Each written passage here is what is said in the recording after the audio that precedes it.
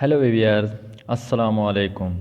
वीवियर्स, आज हम इस टॉपिक को एक्सप्लेन करने वाले हैं।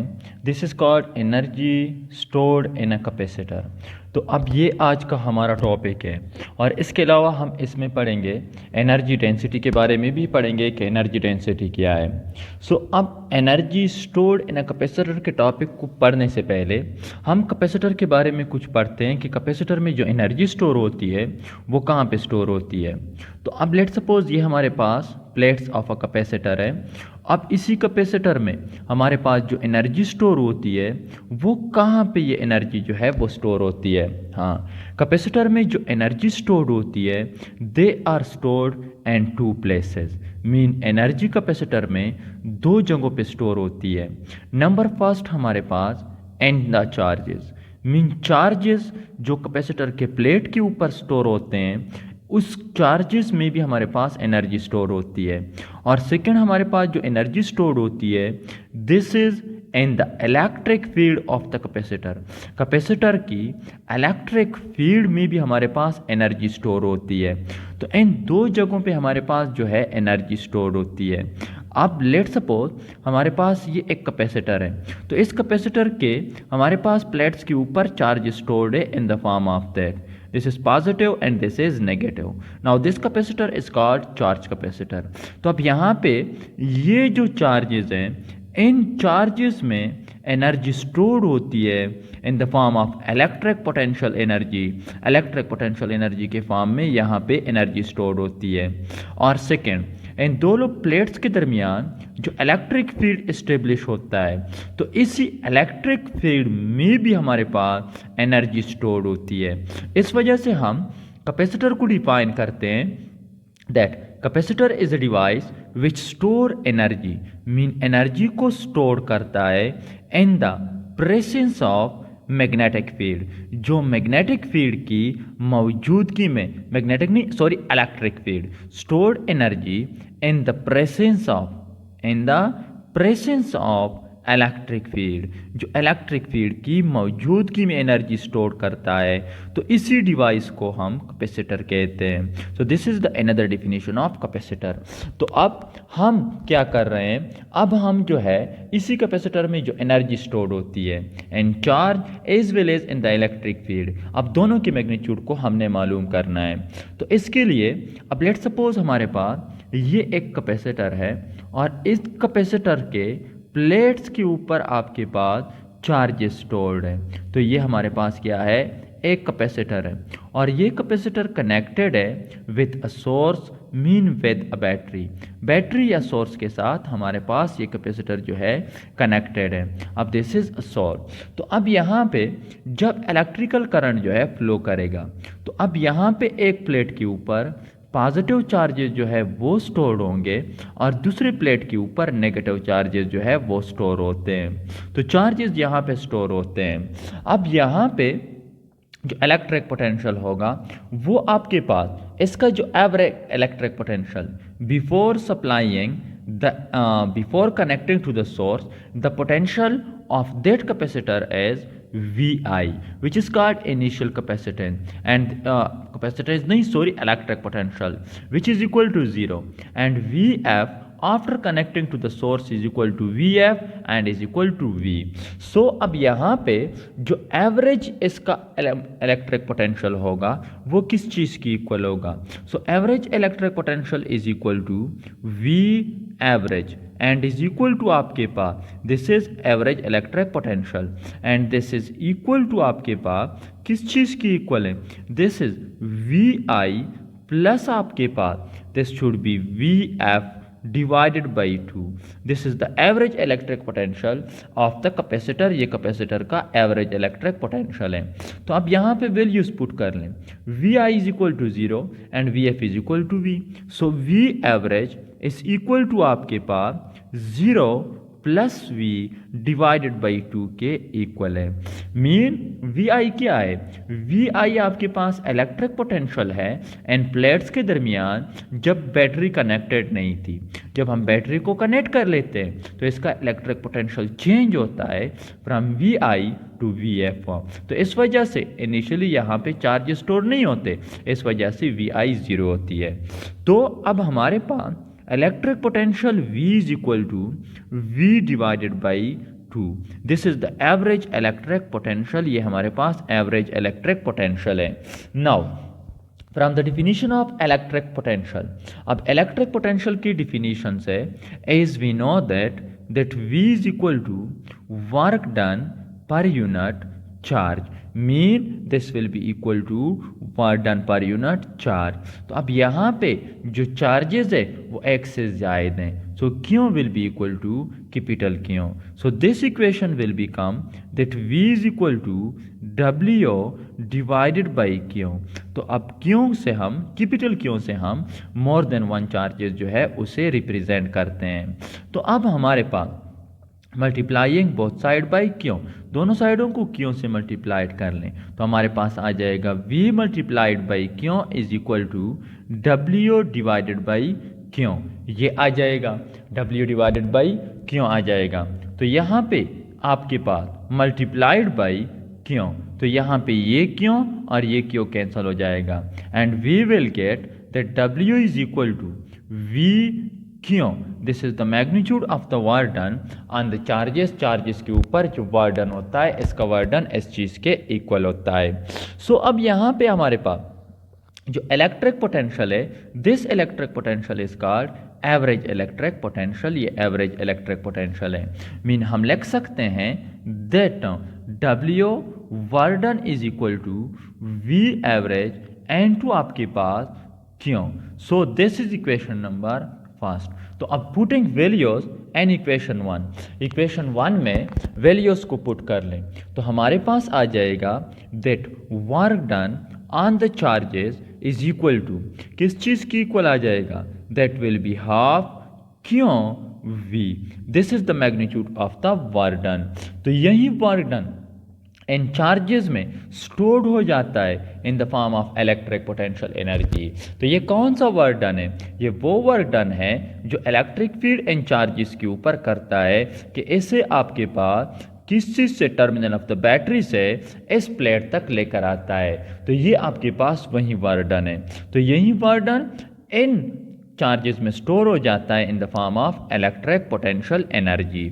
Mean this is equal to U Q आपके पास। मीन हम लिख सकते हैं that U Q is equal to, this will be equal to half into Q V, where as we know that from the capacitance, yeah, from the charges stored on the plate of the capacitor, that Q is equal to CV.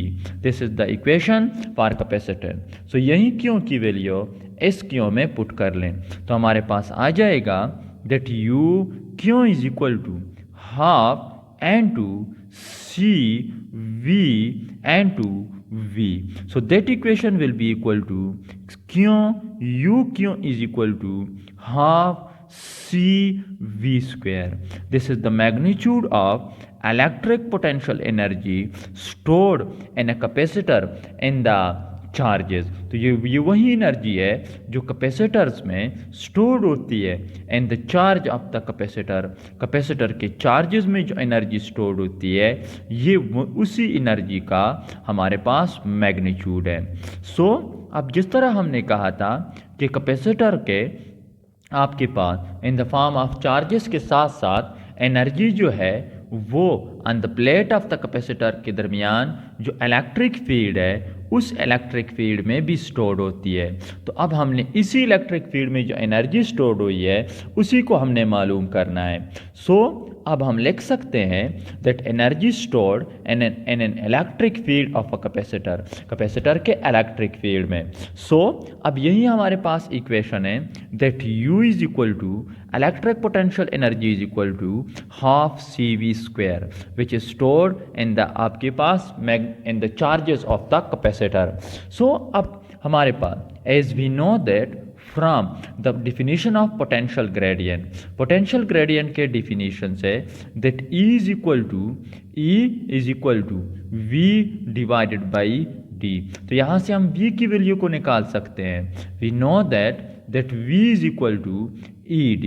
ये हमने electric potential की value निकाल ली from potential gradient से। And we also know that from the किस चीज़ से, from the capacitance of a capacitor के दो पैरेलल प्लेट के दरमियान जो कैपेसिटेंस होती है वो किस चीज़ की इक्वल होती है। So the capacitance of the parallel plate capacitor is equal to C। वो किस चीज़ की इक्वल होता है, is equal to C N2 आपके पास A epsilon R divided by आपके पास D की इक्वल होता है, सो अब यहाँ पे area A is the area of the plate, epsilon naught is the permittivity of free space, epsilon R are the relative permittivity and D is the separation between the plate। तो यही value इस equation में put कर लें तो हमारे पास आ जाएगा U is equal to 1/2। C की वैल्यू पुट कर लें तो C is equal to A epsilon R divided by D and to V की value, so that will be equal to ED whole square. तो ये इक्वेशन बन जाएगा that half N2 A epsilon R divided by D। इसका अगर हम square open कर लें तो आ जाएगा हमारे पास that E square N2 D square. तो अब यहाँ पे ये D और ये D स्क्वायर कैंसिल हो जाएगा और हमारे पास ये इक्वेशन बन जाएगा that U is equal to half N2 आपके पास A आपके पास एप्सिलॉन R N2 आपके पास E स्क्वायर N2 D आपके पास स्क्वायर इसका डिनोमिनेटर के साथ कैंसिल हुआ था। तो अब ये हमारे पास आ जाएगा, इस इक्वेशन को हम लिख सकते हैं that U is equal to half E square N2 epsilon R N2 AD। This is the magnitude of the energy stored in the electric field. तो ये स्टोर्ड एनर्जी आपके पास किस चीज़ की स्टोर्ड एनर्जी है, stored energy in the electric field of the capacitor, capacitor के electric field में जो एनर्जी स्टोर्ड होती है दिस एनर्जी आपके पास वो इस चीज़ के इक्वल है ऑफ द कैपेसिटर के आपके पास इलेक्ट्रिक फील्ड में। So this is the magnitude of energy stored in the plate of in the electric field of the capacitor where E square is equal to electric field intensity और आपके पास epsilon naught permittivity of free space, epsilon naught relative permittivity, A is area of the plate and D is the separation of the plate। तो ये वो energy है जो capacitor के electric field में स्टोर होती है और ये वो एनर्जी है जो स्टोर होती है इन द किस चीज़ में आपके पास, इन द चार्जेस में स्टोर होती है in the form of electric potential energy के फॉर्म में स्टोर होती है। सो अब इसके बाद जो है this is called energy density. अब एनर्जी डेंसिटी क्या है, एनर्जी डेंसिटी की डिफिनेशन है that the energy stored in a capacitor पर unit volume is called energy density. Mean हमारे पास जो एनर्जी स्टोर्ड होती है प्लेट ऑफ द कैपेसिटर में per unit volume mean 1 metre cube के वॉल्यूम में जो एनर्जी स्टोर्ड होती है इसी को हम एनर्जी डेंसिटी कहते हैं। अब एनर्जी डेंसिटी को हम रिप्रेजेंट करते हैं with the help of mu से रिप्रेजेंट करते हैं and this is equal to U divided by आपके पास V, U V के इक्वल है। तो अब this is called energy density. तो अब ये हमारे पास एनर्जी डेंसिटी है। अब from the equation of energy stored in the plate of the capacitor. इस इक्वेशन से हम इसे लिख सकते हैं, ये इक्वेशन हमारे पास है दैट दिस शोज दैट आपके पास कि कौन सी चीज़ हमारे पास u इज इक्वल टू आपके पास किस चीज़ की इक्वल है, half E square into epsilon naught into epsilon R into A D के इक्वल है। तो अब दोनों साइडों को ए डी के ऊपर डिवाइड कर लें तो हमारे पास आ जाएगा u divided by A D is equal to half E square into आपके पास epsilon naught into epsilon R. इस साइड को डिवाइड करेंगे ए डी के ऊपर तो ए डी कैंसिल हो जाएगा। तो अब यहाँ पे हमारे पास ये ए डी जो है, this A D area multiplied by length is equal to volume, ये वॉल्यूम की इक्वल होता है। मीन हम लिख सकते हैं that energy density is equal to आपके पास U divided by V volume and is equal to half E square into आपके पास epsilon naught into epsilon R. Mean हम लिख सकते हैं that energy density mu is equal to half N to E square into epsilon naught into epsilon R. This is called energy density. इसी को हम energy density कहते हैं। Energy density mean the energy stored in the आपके पास पर unit volume, 1 unit volume में जो एनर्जी स्टोर होती है इसी को हम एनर्जी डेंसिटी कहते हैं। सो अब हम लिख सकते हैं यहाँ से दैट एनर्जी डेंसिटी जो आपके पास है, this is energy density mu is directly proportional to E square, क्योंकि यहाँ पे हमारे पास एप्सिलॉन नॉट कांस्टेंट है, एप्सिलॉन आर कांस्टेंट है, 2 कांस्टेंट है, 1/2 कांस्टेंट है। तो हम इसे प्रोपोर्शनलिटी के ऊपर रिजॉल्व कर सकते हैं। तो हमारे पास इक्वेशन आ जाएगा that energy density is directly proportional to E square. इस इक्वेशन का मतलब है कि हम जितनी इलेक्ट्रिक फील्ड स्ट्रांग होगा किस चीज़ के दरमियान, जो प्लेट्स ऑफ द कैपेसिटर के दरमियान। अब लेट सपोज ये हमारे पास कैपेसिटर है और इसी कैपेसिटर के आपके पास प्लेट्स के दरमियान अब जितना इलेक्ट्रिक फील्ड स्ट्रांग होगा उतना ही यहाँ पे जो एनर्जी डेंसिटी होगी वो भी स्ट्रांग होगी।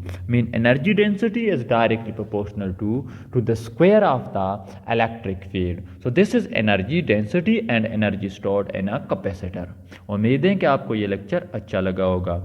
इंशाल्लाह नेक्स्ट वीडियो में दूसरे किसी अच्छे टॉपिक को एक्सप्लेन करेंगे।